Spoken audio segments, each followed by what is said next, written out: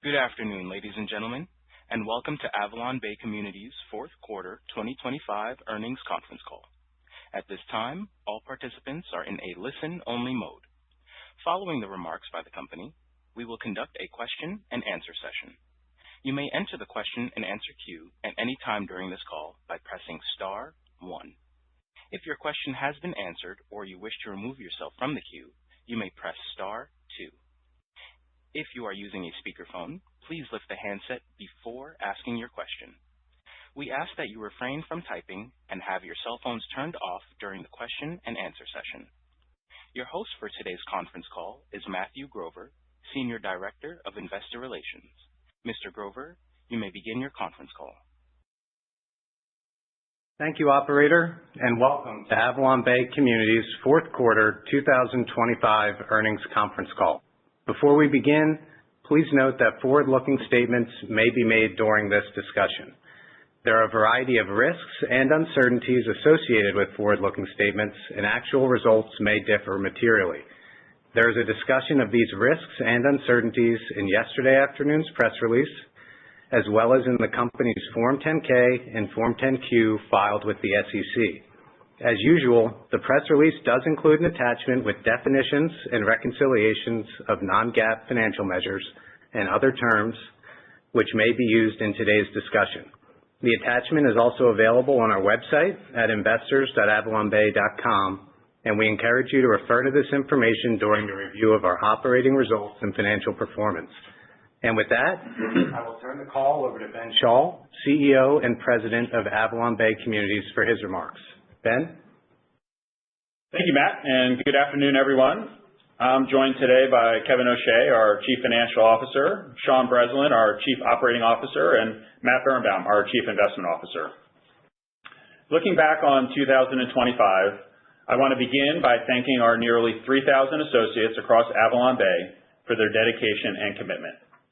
It was a year that required us to be nimble, disciplined, and highly focused on execution. Our teams rose to that challenge, consistently demonstrating our core values of integrity, continuous improvement, and a genuine spirit of caring.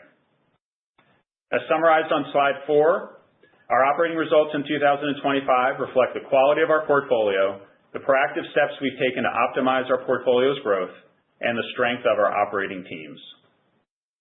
Keeping existing residents satisfied and engaged was a clear priority, and that focus showed up in our results, with high levels of retention and strong renewal acceptance rates serving as a ballast to overall revenue growth of 2.1% during the year. In fact, our turnover rate of 41% in 2025 was the lowest in our company's history. My particular thanks to our operating teams for delivering a near all-time high mid-lease Net Promoter Score of 34, one of the metrics we utilize to measure customer engagement, and with clear connections to retention and renewal outcomes. Our regional development, construction, and operating teams were also successful last year in sourcing attractive development opportunities, using our strategic capabilities and balance sheet strength when many competitors were on the sidelines. All in, we started $1.65 billion of projects with a projected initial stabilized yield of 6.2%. Funded with capital that we previously raised at a cost of roughly 5%, this investment activity sets the foundation for strong earnings and value creation in the years ahead. We have one of the strongest balance sheets in the industry and also pride ourselves in remaining nimble in capital sourcing and capital allocation. Among our peer set, we were the only one to raise equity capital in size in 2024, having raised almost $900 million of equity on a forward basis at an implied initial cost of 5%. And at the end of 2025, we were one of the only to repurchase shares in size, having acquired almost $490 million at an average price of $182 per share and an implied yield north of 6%. These repurchases were funded with incremental debt and the sale of lower growth assets, which in turn improves our long-term growth profile. In total, during 2025, we raised $2.4 billion of capital at an initial cost of 5%, positioning us to continue investing in our existing portfolio and in new development in 2026. Which transitions us to this year with our key themes for 2026 summarized on slide 5. First, on the operating side, while we expect fundamentals to improve as the year progresses, we are forecasting modest revenue growth of 1.4% given the current job and demand backdrop. Given the supply backdrop, particularly in our established regions, we will not need much incremental demand to facilitate stronger revenue growth than assumed in our budget. And irrespective of the macro environment, we will continue to utilize our scale, particularly our investments in technology and centralized services, to drive incremental growth from our existing portfolio. We're now 60% of our way towards a target of $80 million of annual incremental NOI from our operating initiatives, with an incremental $7 million of NOI slated for this year. In terms of development earnings, we will have a meaningful uplift in development NOI as projects lease up during 2026, with earnings partially offset by the funding costs from the $1.65 billion of profitable developments we started in 2025. Kevin and Matt will further detail this dynamic. In terms of new starts, we are restraining activity to $800 million, consisting of 7 projects with an average development yield of between 6.5% and 7%, providing a strong spread to both underlying cap rates and our cost of funding. And finally, our board approved an increase of our quarterly dividend to $1.78 per share, which after the 1.7% increase continues to position us with one of the more conservative payout ratios in the industry. Delving a little deeper into the setup for 2026, our outlook assumes a job growth environment that is slightly stronger than 2025, but still relatively modest. As shown on slide 6, NAVE is currently forecasting 750,000 net new jobs in 2026. As the year progresses, enhanced economic and policy certainty, the benefits from recent tax legislation, and the potential for further Fed easing are among the catalysts that could translate into higher levels of business investment, improved consumer confidence, and stronger hiring in our key resident industries. Turning to slide 7, demand for apartments will also be supported by rent-to-income ratios, which are now below 2020 levels in our established regions, given that incomes have grown faster than apartment rents over the past few years. Demand will also continue to benefit from the relative attractiveness of renting versus home ownership, which is particularly acute in our established regions, where it is over $2,000 per month more expensive to own a home, given home price levels, mortgage rates, and the increases in other costs of home ownership, such as insurance and property taxes. And then there's the supply outlook, with supply in our established regions expected at only 80 basis points of stock this year, levels we have not seen since the period coming out of the GFC. And given the challenges of getting entitlements and how lengthy the process is in our established regions, we expect this supply backdrop to serve as a tailwind for us for the foreseeable future. Balancing these series of dynamics, slides 9 and 10 provide our outlook for 2026. We enter the year with a high-quality portfolio concentrated in suburban coasts with historically low levels of supply, a differentiated development platform, and one of the strongest balance sheets in the REIT sector. And where our guidance assumes modest growth in 2026, we are well positioned to generate meaningful earnings and value creation as operating fundamentals improve and development earnings ramp into 2027. Sean will now walk through our operating outlook in more detail. All right, thanks, Ben. Moving to slide 11, the primary driver of our expected 1.4% same-store revenue growth is an increase in lease rates, with incremental contributions from other rental revenue and underlying bad debt. We're expecting year-over-year revenue growth in the second half of the year to exceed what we produced in the first half, with slightly better job growth, an improved mix of jobs, the cumulative effect of lower supply, and softer comps supporting better rate and revenue growth. Our forecast reflects like-term effective rent change of 2% for the full year 2026, with the first half expected to average in the low 1% range and the second half improving into the mid-2s. In terms of recent leasing spreads, while Q4 performance was modestly below our expectations, it improved in January compared to both November and December. We expect continued sequential improvement in February and March, and renewal offers for those months were delivered in the 4 to 4.5% range. For other rental revenue, we're continuing to drive incremental growth from our various operating initiatives. but it will be partially offset by lower income due to select legislative actions in 2025. Excluding those headwinds, other rental revenue growth would have been closer to 5% versus the roughly 3.5% reflected in our outlook. Turning to slide 12 to address regional trends, revenue growth of roughly 2% in New York, New Jersey is primarily driven by healthy contributions from New York City and Westchester, which are projected to be in the mid to high 3% range. Demand in Boston has been impacted by job losses in the back half of 2025. Our outlook reflects a projected year-over-year decline in occupancy of approximately 40 basis points, the majority of which is expected to occur in the first half of 2026, given our very strong occupancy level in the first half of 2025, and another 40 basis points from a projected year-over-year decline in rent relief payments. New apartment deliveries are projected to decline by about 30% to 4,000 units in the market, which will support better revenue growth when demand picks up. In the Mid-Atlantic, job losses in the back half of 2025 were the highest of our established regions. Our outlook reflects just under 1% revenue growth for the year, with negative net effective lease rate growth during 2026, offset by a roughly 20 basis point improvement in occupancy, approximately 30 basis point reduction in underlying bad debt, and 30 basis point contribution from other rental revenue growth. New apartment deliveries in the market are projected to decline by roughly 60% to 5,000 units, so the outlook could turn more positive in the second half of 2026 if we see an improvement in job growth. Moving to the West, Northern California is projected to produce mid-3% revenue growth, supported by built-in lease rate growth of 1%, relatively stable occupancy at approximately 96%, and continued healthy rate growth throughout 2026. New apartment deliveries are also projected to decline by about 60% to 3,000 units in that region. In Seattle, total employment was flat for the last 6 months of 2025. Our outlook reflects modest net effective rate growth throughout 2026, an approximately 20 basis point reduction in occupancy, and a 40 basis points contribution from growth in other rental revenue.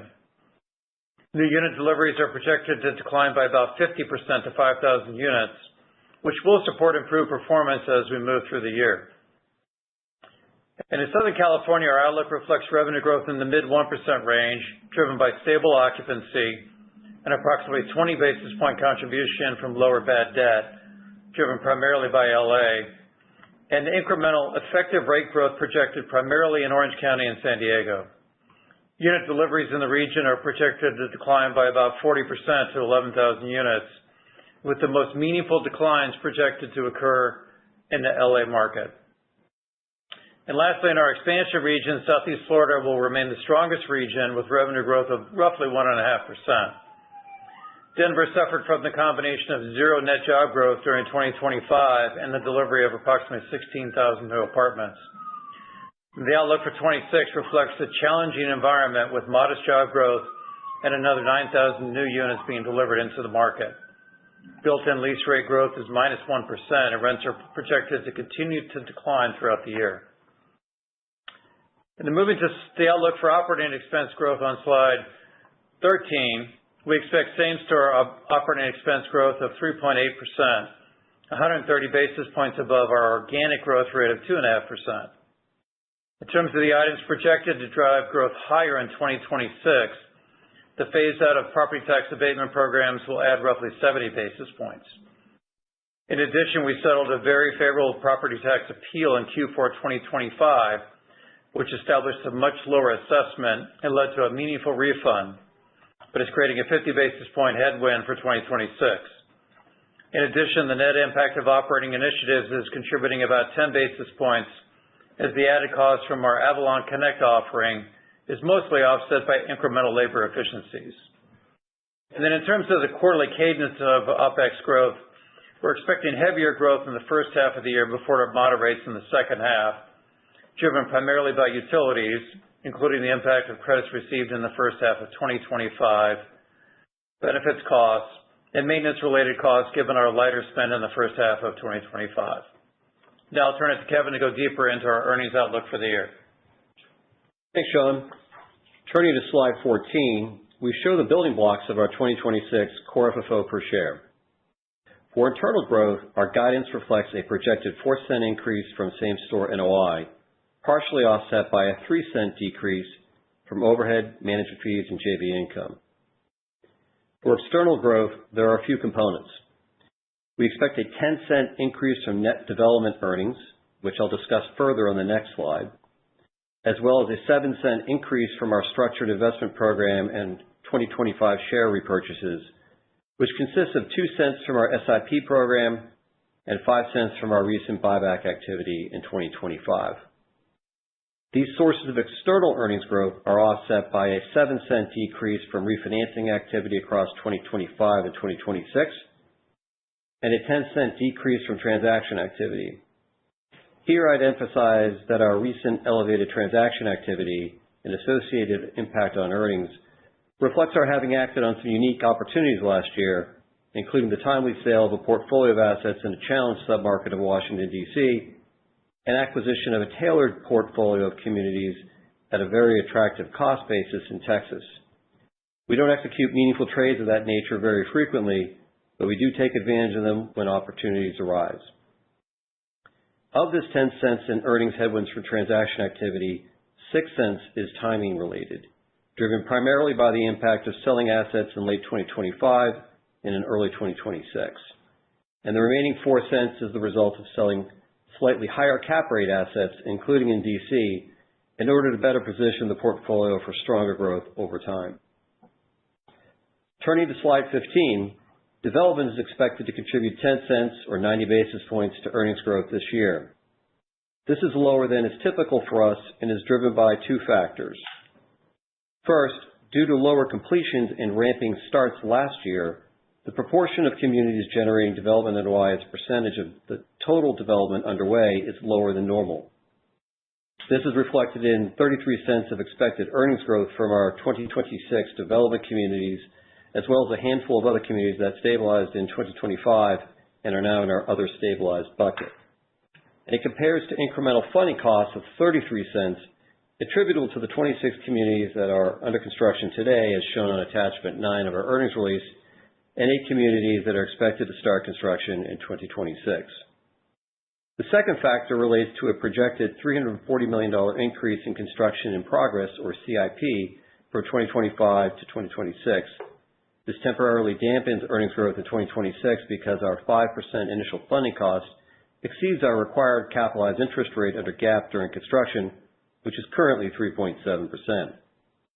Therefore, we project a capitalized interest benefit of only 10 cents this year, which is a few cents lower than if our capitalized interest rate equaled our initial funding cost of 5%.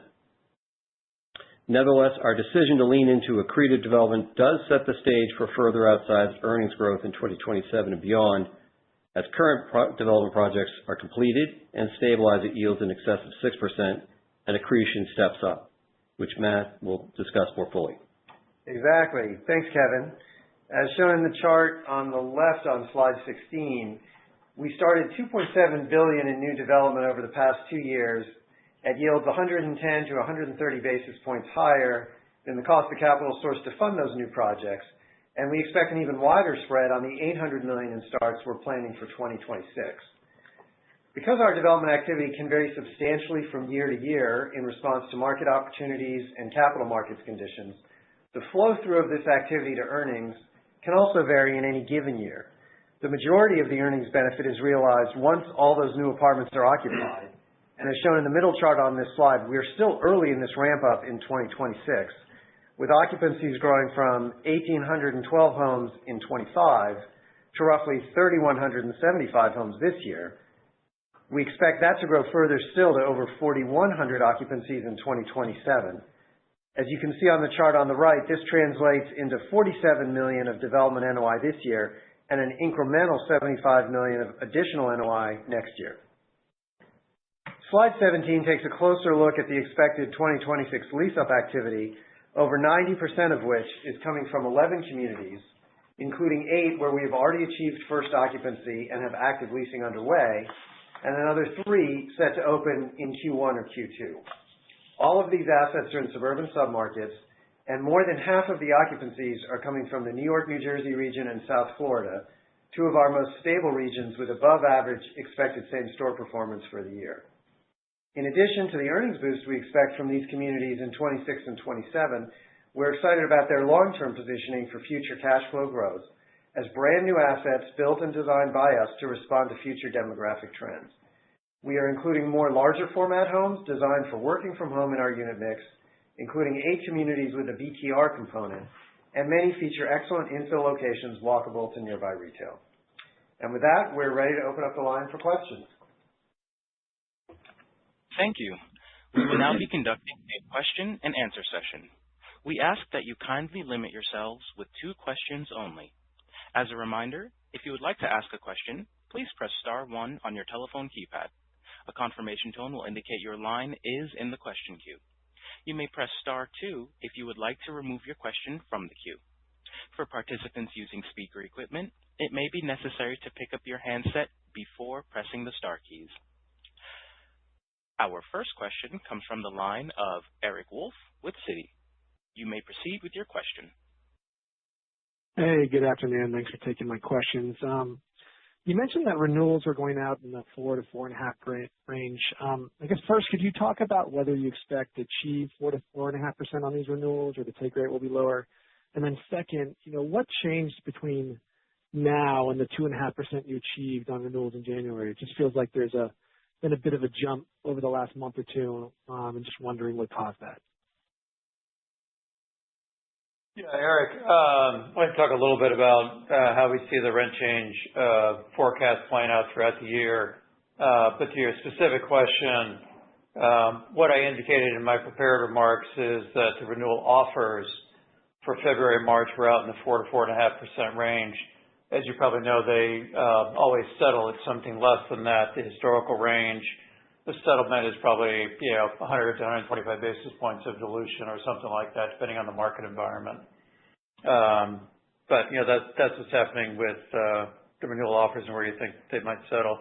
In terms of the overall forecast, just to provide some commentary for 26, we're expecting it to come in around 2%, which is only about 30 basis points above what we actually realized in 2025. Our assumption is that the renewals will basically average about the same as 2025, sort of in the mid 3% range. And we're expecting move-ins to improve by roughly 70 to 80 basis points in 2026 as compared to 2025. So that it comes in, instead of being modestly negative, it comes in around flat for the year 2026. And for context, and Ben referred to this as well, we are expecting a relatively similar economic environment as 25, but about 40% less supply. So we are forecasting sequential improvement quarterly until we get to Q4. So that kind of gives you the broad picture of the full year. And then as it relates to the first half versus the second half outlook, we are expecting the first half performance to be pretty similar to what we experienced in the second half of 2025, which was roughly basically 1.2%. We're basically about the same level as we come into the first half of 2026. And then in terms of the expected improvement in the second half versus the first half, it's really driven by 4 factors. First is, as Ben noted, a slight uptick in job growth, which is expected to occur in the second half of the year, and a slightly better mix of jobs, but also importantly, sort of the cumulative effect of 40% less supply and the absorption of some of the standing inventory from the end of 2025 carrying through the first half of 26. And then lastly, it's just some softer comps as we get into the back half of 2026, given what we actually achieved in the back half of 2025. So try to provide a little bit of an overview as to how we're thinking about it overall, and hopefully that's helpful in terms of the trends we're expecting. Yeah, that's very helpful. I guess the question really is sort of how predictable do you think that sort of ramp is? Because it's just a bigger ramp, right, from the first half to the second half. And so we've seen supply, I think, linger a bit longer than people expected, especially in some of these Sun Belt markets, which you're not in. But I guess the question is, is, how predictable do you think this impact from supply is going into the second half of the year, and how much the supply or the impact of supply really drop off in the back half? Yeah, no, that's what our forecast reflects, and in part why we're expecting the first half to be a little bit weaker is some of that lingering standing inventory in some markets that's carrying over from the back half of 25 through the first half of 26, even though deliveries will be down meaningfully in both the first half and the second half. There is some standing inventory to absorb, and once that occurs, then there are just much fewer options for people to choose from. And as I noted, particularly on the move-in side, which is where we expect 60, 70 basis points of improvement relative to 2025, that's where you're going to see it the most. We expect renewals to be relatively flat, if you think about it for 26 relative to 25.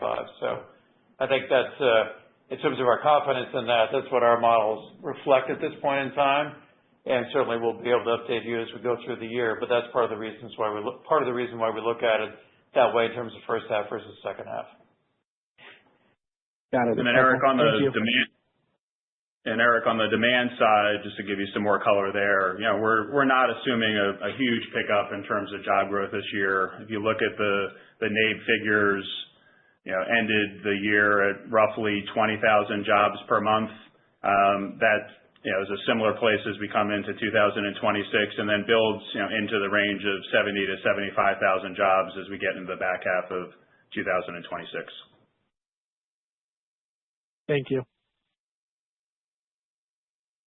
Our next question comes from the line of Steve Sakwa with Evercore ISI. You may proceed with your question. Yeah, thanks. Good afternoon. Look, I know in 25 you guys had to, take a couple bites at the guidance and make some reductions. So as you thought about setting guidance for this year, maybe what lessons did you learn in 25 that you carried over this year? And when you kind of look at page 14, I guess, is the building blocks, are there some of those, figures that you have more confidence in that they're upside? And I guess which ones are you a little bit more worried about having downside risk? Sure, Steve. I'll start on the kind of guidance approach question, and others can weigh in on the upside, downside scenarios. Our approach to guidance, remains as it has been. We go through a very detailed process, particularly at the beginning of each year, and it's also as part of our mid-year reforecast. And we're looking at the best data that we have available at that point in time. We naturally think through upside scenarios, downside scenarios, but we use all that to come up with our best estimate looking forward out over the next 12 months, and then importantly provide that transparency to investors so that you understand what's underneath those assumptions, and we can discuss those as the year unfolds. In terms of looking at slide 14. The development earnings, I put that very much in the concrete category. These are, and Matt talked about this, in his commentary, the earnings coming online this year, those are projects that are under construction. A lot of them are already in their initial phases of lease up. We've got pretty good clarity about how that income will roll in over time. We've pre-funded that activity. So I put that, in the category of fairly baked in earnings to attribute to investors as the year progresses. Yes, Steve, the only thing I would add is, for the most part, as it relates to sort of the core same-store portfolio, I think the main question is, the demand question. And depending on how you look at the outlook from an economic standpoint, the upside and the downside is really tied to demand there. And so if we saw, job growth accelerate more quickly, with the reductions in supply, like I mentioned, in the Mid-Atlantic, with supply coming down 60%, that could give you a little bit of a springboard to better performance sooner than the second half. If that were the case, then you'd start to see more of that benefit accrue into 2026 as opposed to 2027.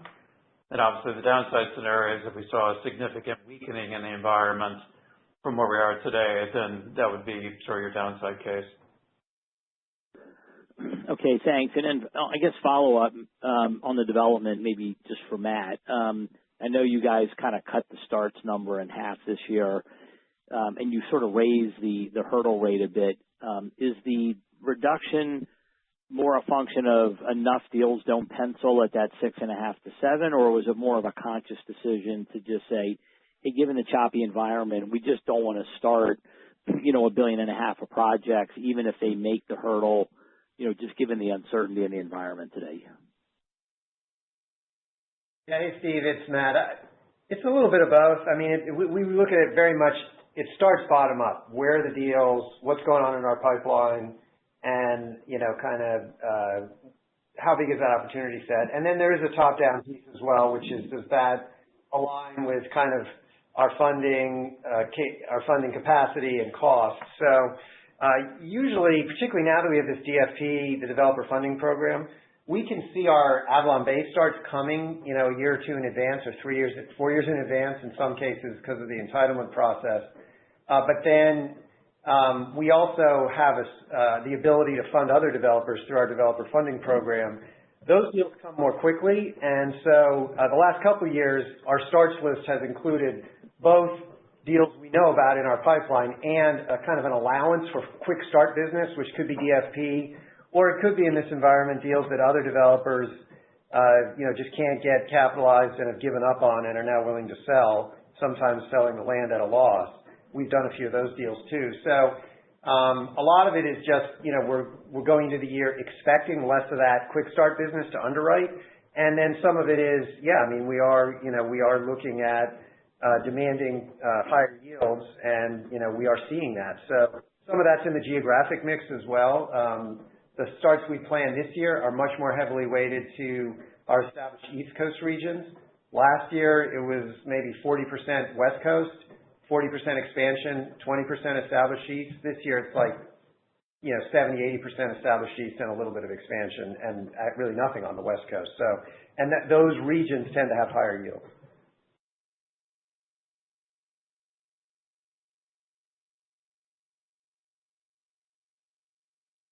The next question comes from John Pawlowski with Green Street. You may proceed with your question.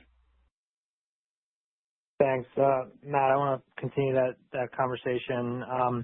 The $800 million in starts this year, how much have you had to lower pro forma rents, just given the softness in market rents over the last 6 to 12 months, even in those established East Coast regions? Yeah, it's interesting, John. There are a couple deals. Some are pretty much even. What we've seen in a couple cases, actually, we just started a deal in Q4 in northern New Jersey, Conso Parsippany, and that deal is a high sixes yield. And when we underwrote it kind of in due diligence a year and a half ago, 2 years ago, the rents were higher and the costs were higher. And what we saw is when we went to our final, what we call Class 3 budgets, the hard costs came in, and the rents are down a little bit. And, those two more or less washed out so that the yield kind of stayed the same. So that's what we're seeing, for the most part with that particular mix of business is a little bit less rent and a little bit less cost. And in some cases, the cost reduction is more than the NOI reduction, and in some cases not. Okay. What I'm getting at is I'm very surprised about how high the yields are, and I know you guys are very good at what you do, but if high 7% yields versus, I don't know, maybe low to mid 5 cap rates in these markets, if that's true economics, we should expect to see development start to reaccelerate across your markets. So is there anything idiosyncratic in this $800 million pipeline that's not representative of market yields, or do you think that it's a representative sample size? It is more select. I mean, it's hard. There aren't as many deals that we're finding that can achieve that spread, but I'll say we're finding more than our share. And it's been our view for a while that we can get an expanding share of a shrinking pie here. A lot of these, John, are deals we've been working on in the entitlements process for years. And there are kind of unique factors there. There may be an affordable component. There may be a pilot, not a New York City pilot, but a long-term pilot. There may be other things there that are difficult for folks that haven't been in this business and in these markets on the ground for years and years to kind of reconstruct. So I do think we're seeing a little more supply in some of these, more supply-constrained East Coast jurisdictions, but we're getting a bigger share of it, and our volume's dropping too. So I'm not overly worried that we're going to suddenly see a flood of supply, that a lot of people can recreate it. And John, just for the broader listening audience out there, I just want to correct. We're targeting for those $800 million of projects yields in the 6.5% to 7% arena relative to cap rates, in and around sort of circa 5% today. Okay. Last question from me. Should we expect additional pressure from property tax abatements in 2027 or any other pressure from utility costs and Avalon Connect, or is 2026 the peak of the pressures, if you will? Yeah, John, this is Sean. In terms of the abatements, yes, we do expect some level of headwind from abatements to continue, but it does move around from year to year. But we do expect that for the next few years here in terms of that element. In terms of Avalon Connect, there's two components there. There's a bulk internet piece, there's a smart access piece. The bulk internet piece, we're pretty much stabilized. There's a little bit of lingering cost there for 2026, and then that pretty much phases out. The smart access component, which is far less impactful, will continue for probably another 18 to 24 months, but is relatively modest as compared to the bulk side of it. Okay. Thanks for all the color. Yeah. Our next question comes from the line of Austin Wurschmidt with KeyBanc Capital Markets. You may proceed with your question. Thanks. Good afternoon, everybody. When you guys think about your remaining gains capacity, are share buybacks or paired trades from the established regions into your expansion regions more attractive today? And does the pullback in development funding needs provide any, additional capacity for you for share buybacks without, either levering up or evaluating paying a special dividend? Yeah, Austin, this is Kevin. I'll start. Others may want to jump in here. What I'd say is this year our capital plan contemplates only modestly, sourcing capital from disposition activity. So that does leave us with a healthy level of asset sales capacity to fund incremental investment activity, whether it's for a share buyback or incremental development activity before we have to worry about a distribution obligation. So we do have capacity to sell a very healthy level of additional assets and retain the capital for future investment purposes. Yeah, I'll add, well put, Kevin, just to clarify, right, in our baseline budget, we're not assuming any share buyback activity. We do still very much, see it on the menu of potential opportunities for this year. And, to your question and comment, the potential opportunity of selling slower growth, higher CapEx assets out of our existing portfolio, and then redeploying that capital into share buybacks, in today's range in sort of the low sixes. One, not only accretive, but also helps position the go-forward portfolio for stronger growth. And then can you share what the cap rate was on the asset sale in San Francisco in January, and then provide an update? I think you had, another $235 million or so of pending sales that were previously under agreement as of late last year. Yeah, hey, Austin, it's Matt. So the asset we sold in San Francisco last week, actually, that's a low fives cap. There's a bigger spread there between the cap rate and the yield, given that we've owned that for a while, so there's a Prop 13 overhang there. But that's also an asset that had some pretty heavy CapEx needs in front of it, so you kind of have to factor all that into kind of what I'd say is the economic cap rate, so to speak, kind of in the low fives.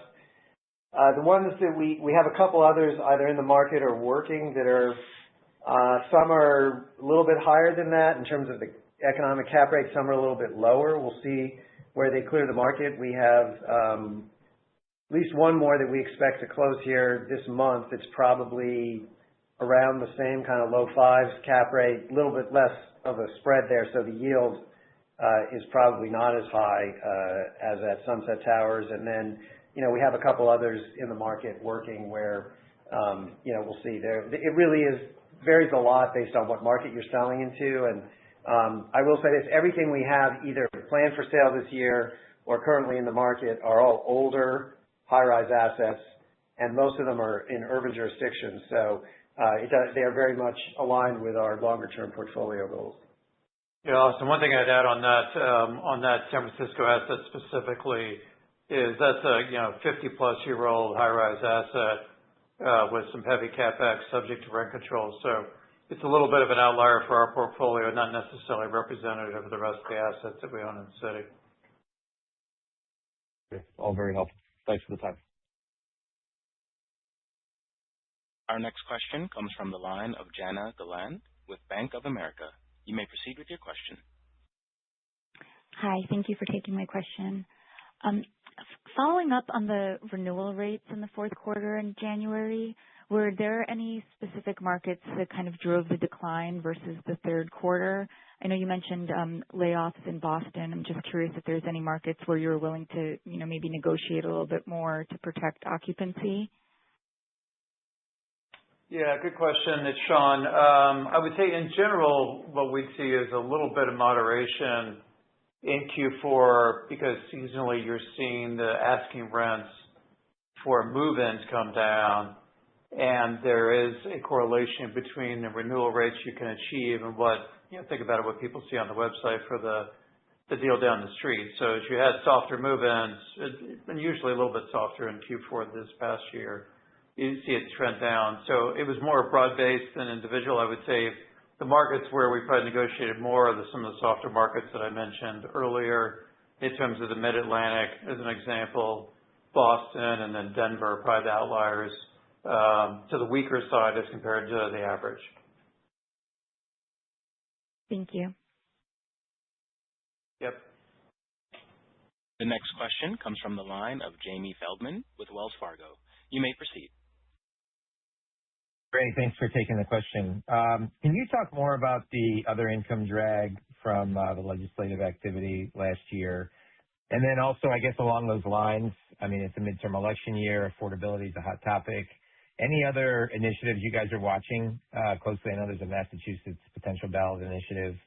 Just what should we keep our eyes on this year from the political front? Jamie, it's Sean. First, on the other rental revenue side, there's really two or three drivers to it. Probably the ones that are most meaningful to call out. Legislation passed in Colorado that is impacting the ability to charge certain fees or cap certain fees that's flowing through other rental revenue. In addition to that, by the way, we didn't call this out on the OPEX slide, but it also limits our ability to recover some utility components as well, which is about a 15 basis point drag in terms of OPEX growth. That wasn't something, again, we called out on the slide. And then the other one is new legislation in California, AB 1414, that provides residents with the option to opt out of a bulk internet program to the extent there is another offering available at the community. We don't know exactly how many people will opt out, but we have looked at other programs where residents have an opt-out right, like rent control programs, et cetera, and modeled it to reflect that type of outcome. Those are the two primary ones that are dragging it. There's a couple other small things, but those are the two big ones. And then as it relates to kind of the forward looking in terms of the election, what I'd say is, yes, we're keeping an eye on Massachusetts. I think I mentioned on the last call, the way that ballot initiative was drafted was pretty onerous, and so onerous enough that already, various political leaders in Massachusetts have already come out and said that they are opposed to it, completely opposed to it. So we will have to go through a process here to potentially defeat it. But we do believe that relative to other initiatives we fought, like in California, this one probably is set up to be a little bit easier to defeat. And then other things we're keeping an eye on are things that are similar to what happened in Colorado or California, where people are being thoughtful about not going directly at things like rent control, but, wanting to make sure there's increased transparency and disclosure around the fees that you're charging for different things, how do you recover utilities, et cetera. Those are the ones that we're keeping an eye on, and the National Multi-Housing Council, as well as a lot of the various associations around the country, are very engaged in those types of activities to make sure people are aware of what's good legislation versus not. Okay, thank you for that.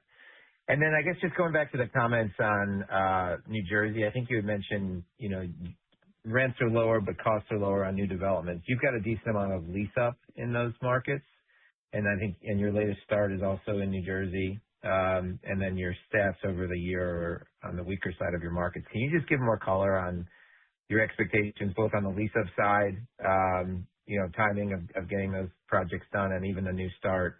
What gives you confidence to start there, given there is so much supply coming in that market? Yeah, I guess I can start, and then maybe Sean can talk as well about the stabilized portfolio.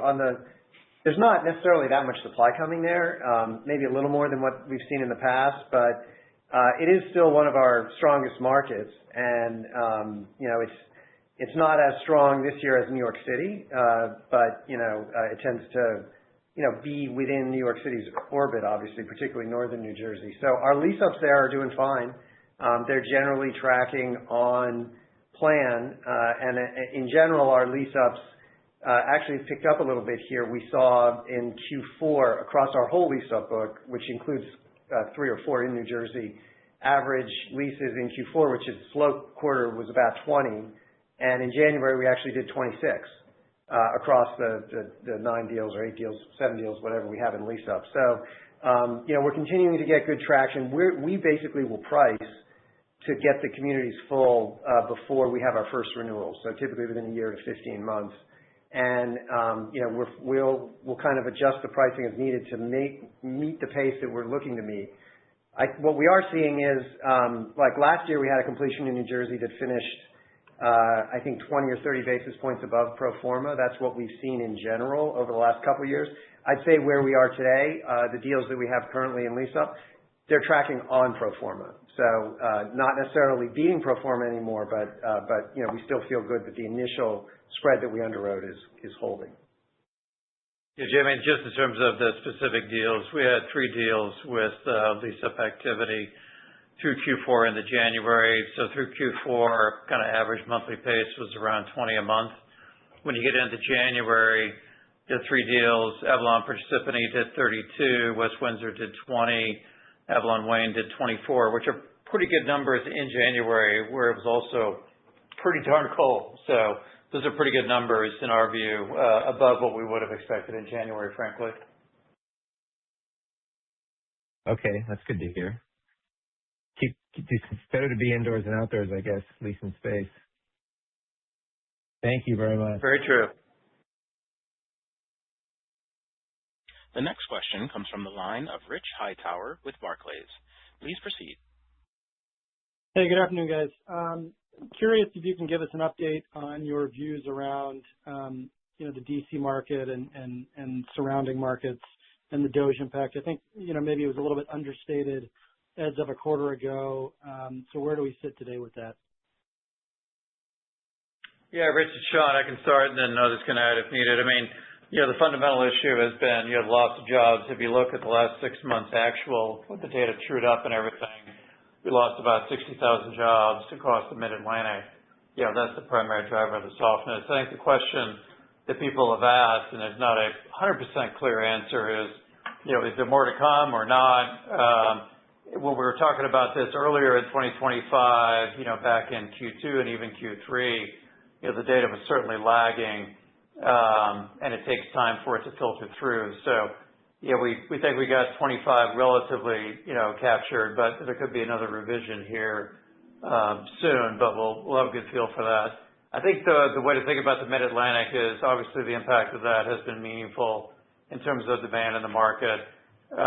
What we feel a little bit better about is, one, as I mentioned earlier, about a 60% reduction in deliveries in 2026 as compared to 2025. That is a very large number.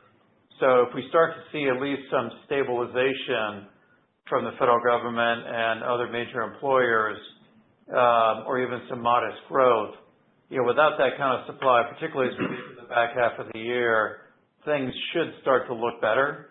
And if we see an uptick in job growth beyond what we've already forecasted, then it's potentially a market that could have some upside to it. I think what Ben noted is there needs to be a little more, business confidence as it relates to making investments in a stable environment, and consumer confidence as well, just so they feel comfortable making those commitments. But I think it's a little bit of a TBD, but we're expecting basically the first half of this year to look a lot like the second half of last year. Okay, that's helpful, Sean. And then I guess a second question is just maybe more general about the transaction environment. When we hear on your call and some of your peers' calls that market cap rates in many cases are 5% or even, in the fours in certain markets. Just curious what is driving that if we sort of segment it, between capital flows, debt availability, or underlying optimism around fundamentals. What do you think is sort of driving that cap rate compression where we sit today? Yeah, this is Matt. I guess I can take that one. It is a little bit surprising, but we've been saying that really for the last couple of years. So I think you've got a couple of different cross currents here. I know a bunch of folks were just out at NMHC last week. So probably the biggest recent shift in favor of supporting cap rates where they are is the debt markets, which have become very competitive, very deep and liquid, and so spreads have come in quite a bit. And so, for buyers out there that are levered buyers, they definitely have access to lower cost and larger check size debt than they did a year or two ago. That is to some extent counteracted by a little bit of headwinds in the numerator, which is obviously the NOI being capped with, relatively flattish NOI growth, positive in some markets, negative in others. And then, the third piece of it is just investor sentiment and equity. And there is a lot of equity that's on the sidelines that's anxious to get in. And we've seen that, really growing for the last couple of years. There's dry powder out there that's looking to be deployed. There's a lot of people whose livelihoods depend on it. So, what we continue to see is this bifurcated market where for the assets that check the boxes, the bid is deep, the bid is robust, and, buyers are optimistic enough that they will underwrite through, another year or so of operating softness to what they expect to be a pretty robust recovery, 2 or 3 years from now. But then there are another subset of assets where, they're only going to transact if there is a wider spread between the debt rate and the going in yield or cap rate. And, a lot of those are the deals that are not transacting. Very helpful. Thanks. Rich, maybe my one addition to it, just to give you a little bit more market color. I mean, we're not overly active on the buying front right now, but obviously we're attuned and do selectively look at deals. And the types of assets that we would focus on, people are still stepping up and paying cap rates that are in the 4.7, 4.8 type of range. Okay, awesome. Thank you. The next question comes from the line of John Kim with BMO Capital Markets. You may proceed with your question. Thank you. I know it's not your biggest market, but when you look at your expectations for same-store revenue in Denver, it's noticeably lower than other expansion markets and what you had delivered last year. So I'm wondering what's driving that for you. Yeah, John, this is Sean. As I mentioned in my prepared remarks, I think 2025 was a tough year for the Denver market. Excuse me. There was essentially zero job growth and significant deliveries. This year, what we're expecting is very modest job growth consistent with the outlook that Ben provided earlier, but there's still another 9,000 units to come. So you've got some hangover inventory from 2025 that was delivered but not absorbed, and then you add another 9,000 units to that with very modest job growth. That's the simple story of just too much supply given the relatively anemic demand, and that's the near-term outlook for that market. And is this market more vulnerable to tech layoffs than others? I'm not sure on a relative basis it would be, given the concentration of tech jobs in Denver, is below some other regions that we're in, like Seattle or Northern California per se. It would have exposure, but I'm not sure that it punches above, its weight class in terms of exposure to tech. Right. Okay. Thank you. Our next question comes from Nick Yulico with Scotiabank. You may proceed with your question. Thanks. I just wanted to go back to the decision to have lower development starts this year. How much of that was driven by, a focus on improving your FFO growth, given some of the sort of near-term, dilutive aspects of development? And I guess specifically, I think, Kevin, you were kind of saying that there was some benefit then to 2027 from doing that. So if you could just flesh that out. Thank you. Sure, Nick. It's Kevin. I'll offer a few comments. Others may want to add some additional color. I'd say really wasn't a factor, at all in our decision about the development start volume for this year. Our decision in that regard, as we discussed earlier, was really, as Matt outlined, driven by our own sense about the opportunity set that we have within our own portfolio, what we think we might be able to achieve through our DFP program, and the related funding costs in terms of the economic value add that activity will provide for our shareholders over time. I think in terms of the dynamic that I referenced in my scripted remarks in regard to kind of slides 14 and 15, I think what we're trying to provide there is a little bit more transparency to investors on the several dynamics that determine development earnings, which is not merely the NOI yield and development NOI that we receive from development activity as it stabilizes and the associated funding costs, but also the impact of capitalized interest as it flows through. That seems to be a dynamic that, based on our own discussions with investors, hasn't always been uniformly well understood. And so we thought we'd use this as an opportunity to provide a little bit more clarity on that for investors. But in terms of informing our capital allocation decisions, that's not really a factor at all. It's been a dynamic that we've had to reflect in our GAAP financials really over our 30-year history, and it's kind of, sometimes it's been a plus and sometimes it's been a negative, but at the margin it all washes out, and really what drives our core FFO growth over time is not only what happens in the same store book, but importantly in this regard, the underlying profitability of our development activity, which continues to be quite attractive. And so for us, I think it's really just looking at the incremental yield versus the incremental funding costs and the opportunity set that's driving our sizing of the opportunity for development starts this year. Okay, thanks. And then I guess my second question is, if we stay in this, higher interest rate world where you're having that impact from capitalized interest versus, borrowing costs, harder to raise maybe common equity where you want to raise it, is there an approach perhaps of going towards, I don't know if the company's considered doing a fund, doing more JVs as a way to source capital, also, minimize some of this earnings dilution that is coming from the development on the balance sheet? Yeah, Nick, it's been less your last point there about dealing with the earnings dynamic. But in terms of your broader question, is private capital something that we think about? Yes, I do think about private capital as being a tool in our toolbox. We actually have a large joint venture via Invesco with a state pension fund for a number of our New York City assets. People remember back long enough in AvalonBay's history, we did have funds at that point. Nothing we're actively working on at this point. Sort of the channels that we've generally thought about. One would be, in and around a portfolio allocation objective, where there could be a pool of assets where we want to monetize a portion of those assets, but importantly retain the operating density in a market.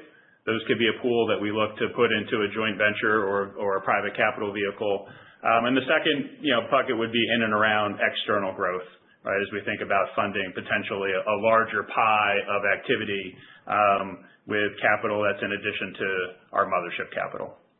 And maybe, Nick, just to kind of add a little bit more color on what we can do year in, year out from an investment standpoint without accessing the equity markets or levering up.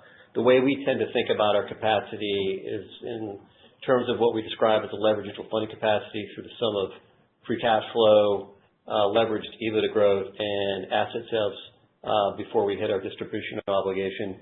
That typically averages around $1.25 billion a year. So if you think about what we can do on the investment front each year, it typically is around $1.25 billion of development starts, more give or take, that we can do year in, year out if the opportunity set's there. So by starting $800 million this year, we are quite deliberately allowing ourselves room and capacity to do more if it makes sense, either in the form of our buyback activity or development activity. So we do have that flexibility.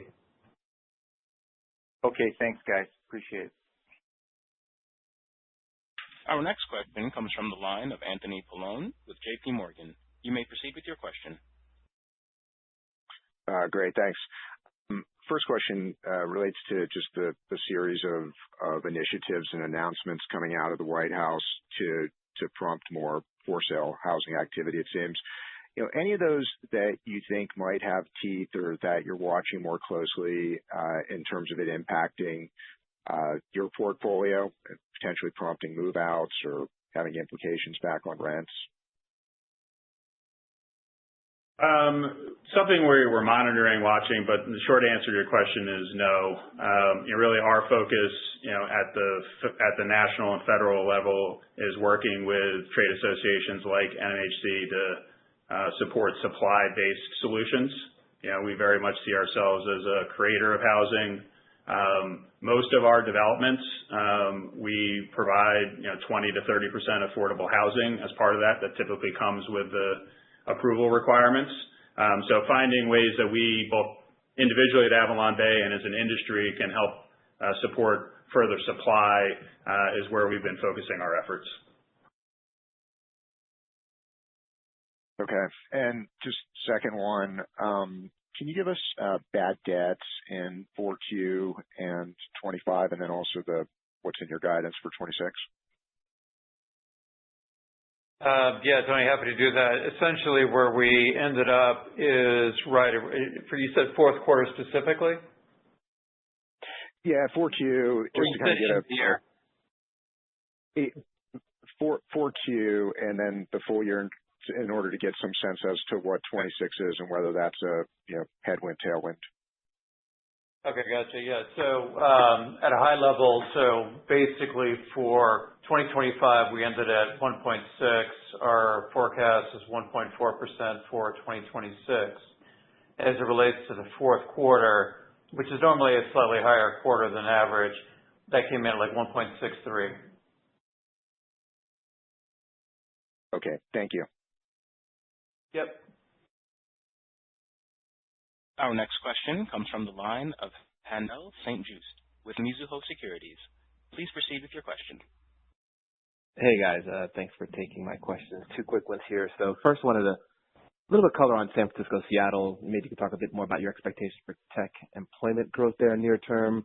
Lots of layoff announcements of late, AI headlines, software corners in the market. Seems like the situation is still evolving. Maybe it gets better, maybe not, but curious how you factor that into your employment outlook and rent expectations for those markets. Thanks. Yeah, Sean, what I would say is the pace that we saw in the back half of 2025 is sort of what we expect to continue, particularly through the first half of 26. And then as Ben noted, a slight uptick in job growth per the forecast from NABE in the back half of the year. Seattle lost jobs in the back half of 2025. And then across the Bay Area is relatively flat. San Francisco was ahead, but San Jose and the East Bay were a little bit behind. So that's sort of what's embedded in the forecast right now. What's important to note, in addition to actual job growth, is wage growth, though. And wage growth continues to be pretty good. It's moderating a bit, but still pretty healthy.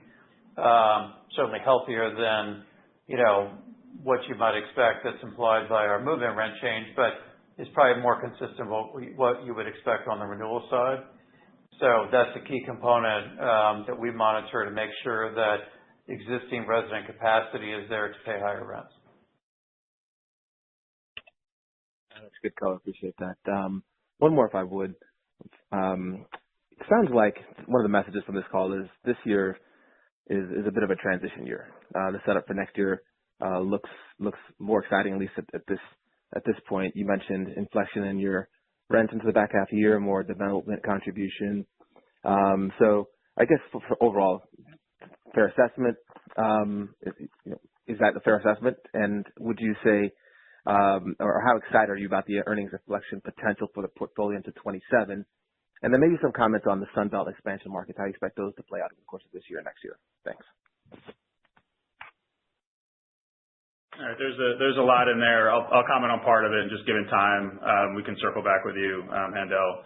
In terms of the year, I really would bifurcate it in terms of sort of the internal growth aspects of it.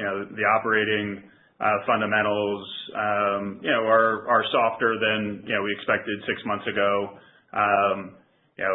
Supply is for sure going to be a tailwind, and in a soft / uncertain demand environment, our view is the markets that are going to be the relative winners are going to be those with the lowest levels of supply, and we feel well positioned there, both in the near term and for the foreseeable future, particularly given our suburban coastal concentrations.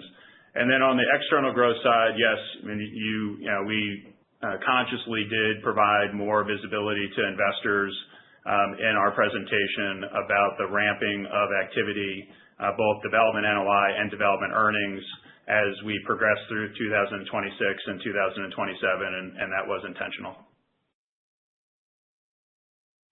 Fair enough. Thank you.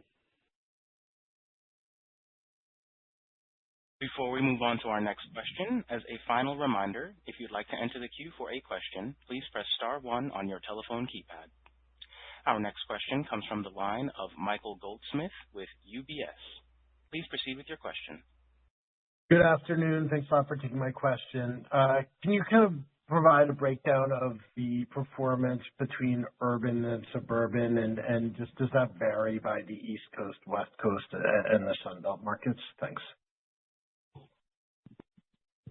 And Michael, just so I understand what you're referring to, you're talking about revenue growth? Are you talking about rent change? Kind of what are you exactly thinking there? Yeah, just the rent change, I guess, just trying to understand the performance in these markets.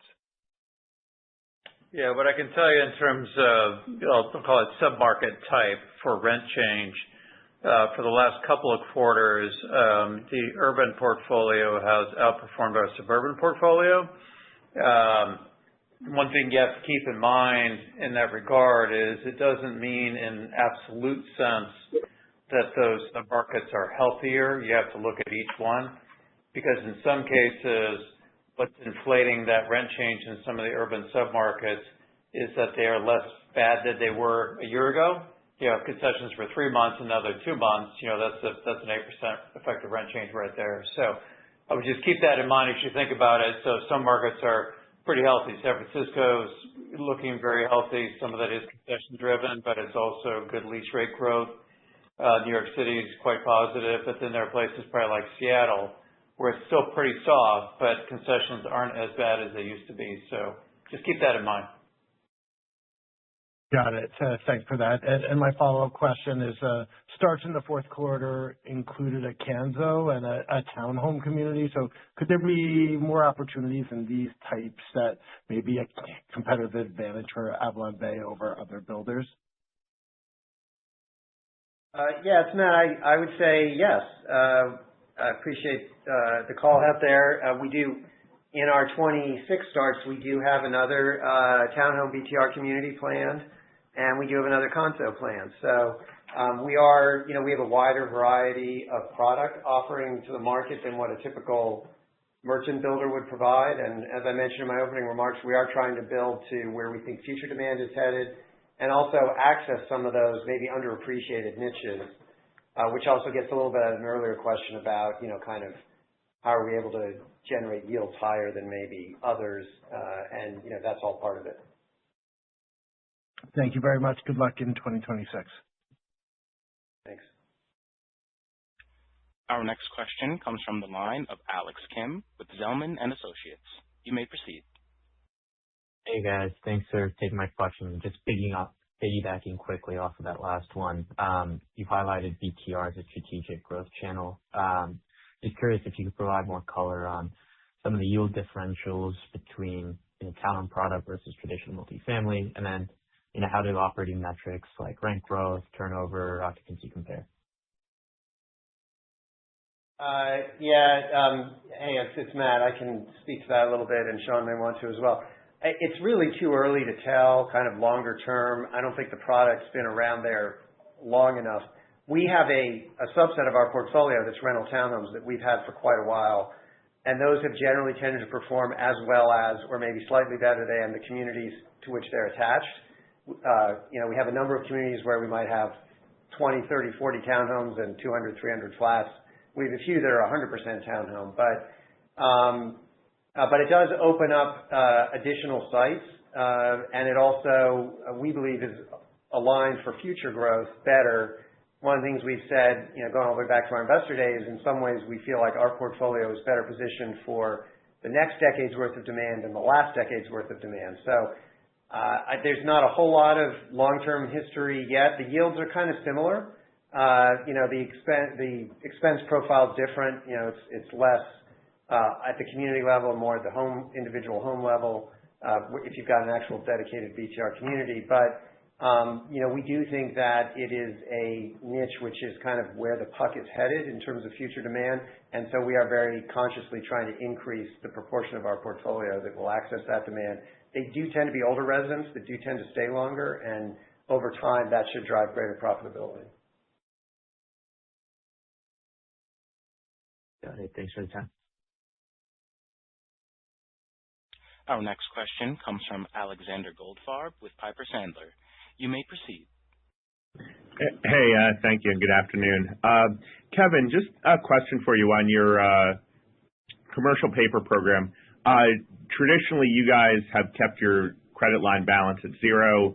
You've done pre-funding for the development program, but since you launched the CP program a year ago, it's really, definitely you've taken advantage of it, and it sort of jumped about $500 million from third quarter to fourth quarter. So is this sort of what you're using to help fund the development program, or is this more like a warehousing for future bond deals? I know you guys just did a bond deal, but just trying to understand the CP program, which you're actively using, versus traditionally the line of credit, which was almost always zero at quarter close.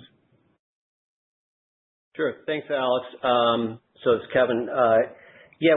In terms of our commercial paper program, we've had it for a little while. As you may recall, we increased the size of it when we renewed our line about 9 months ago. And we did so very consciously because, not only because of the relative attractiveness of short-term debt costs today, but importantly because we felt there was room in our debt capital structure, particularly at this point in the cycle, for more floating rate debt.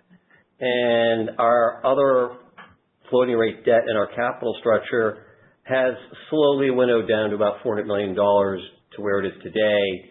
And we'd like to have more, and commercial paper just happens to represent the most attractive form of floating rate debt. So our view was that we wanted to make more room in our capital structure for a little more than $400 million of floating rate debt, and the commercial paper was the most efficacious way of getting that. And so we upsized our commercial paper, and so you're seeing us probably run with a slightly higher level of persistent commercial paper balances as a consequence of that. So it's probably going to run at least in the $400 to $500 million range most every time, and flex up a little bit more or less depending on what's going on in funding the business.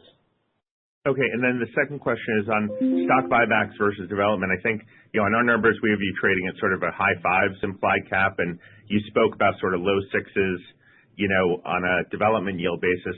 It would almost seem like right now the stock buyback is the more accretive use of capital, but as you mentioned in the guidance, there is nothing planned for stock buyback. So can you just talk a little bit more about that, especially given your liquidity? It would just seem like stock buybacks would be more advantageous in the near term, given the current, math, the spread between the two. Sure. So Alex, I'll say a couple things, and Ben may want to chime in. Just from our point of view, our shares are terrifically attractively priced right now. probably an implicit cap rate in the low 6% range. If you look at our development start activity that we've planned for 2026, the expected yields on that are higher at 6.5% to 7%.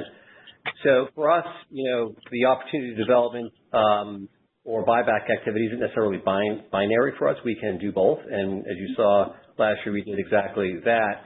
So we do believe that the $800 million that we've programmed in for this year's starts are attractive. We also recognize that potentially doing additional buyback activity may make sense for us, but we've not woven it into our plan for this year. It's something we'll look at as we proceed further into the year, but it's hard to sort of estimate what exactly you're going to get in terms of volume, price, and so forth. And so our approach to that's likely to be more opportunistic, but we have the flexibility and the capital capacity to do both here. Thank you. Our next question comes from the line of Omotayo Okusanya with Deutsche Bank. You may proceed with your question. Yes, good afternoon. Just a quick one. Wanted to go back to Haendel's question about the expansion market. And again, just giving your outlook for those markets, how quickly you still think you might be growing over the next kind of 1 to 3 years in regards to exposure to those markets? Yeah, it's a multi-year journey for us. As you know, we've been growing in our expansion markets now for 7 or 8 years. We're about halfway towards our target of 25%. And then there are certain years where either because of deal opportunities or more importantly, the relative trade as we think about redeploying capital from our established regions into our expansion regions, that has looked more attractive. So last year we were pretty active on that front in terms of repositioning part of the portfolio. For this year, as you've heard, we're planning generally less transaction activity. On the buying side, it would be very selective, particularly given the opportunities of using disposed proceeds to buy back our stock. And then from a development perspective, as Matt mentioned earlier, this year we have a heavier weighting towards our established East Coast region. So not expecting this year to be sort of a meaningful movement, but we'll continue over a multi-year period headed in that direction towards our targets. Thank you.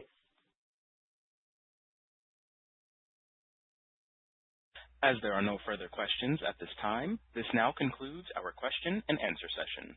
I would like to turn the floor back over to Ben for closing comments. Thanks, everyone, for joining us today. We appreciate the questions and look forward to seeing you soon. Ladies and gentlemen, thank you for your participation. This concludes today's conference. Please disconnect your lines and have a wonderful day.